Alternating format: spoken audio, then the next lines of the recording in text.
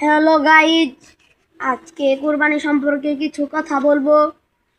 টাঙ্গাইল জেলার কালিহাতী উপজেলার ৫ নং বাংরা ইউনিয়নের খিলদা উচ্চ বিদ্যালয় মাঠে একটি গরুর হাট অনুষ্ঠিত হয়েছে।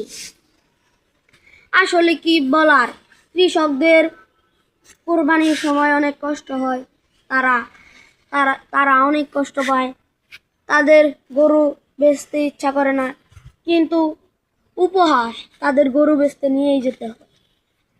কুরবানি হলো আল্লাহর রাস্তায় করা হয়, ইব্রাহিম আলাইহিসসালাম তার নিজ পুত্র ইসমাইল আলাইহিসসালামকে কুরবানি দেওয়ার জন্য প্রস্তুত হয়েছিলেন। এরপর থেকে মুসলমানদের কুরবানি করা ফরজ, আল্লাহ রাস্তায় যেতে হয়, এটা খুব ভালো কাজ। সো গাইস, আপনারা পার্ট 2 দেখতে পারবেন 27 মার্চ 2026, 27 মে 2026।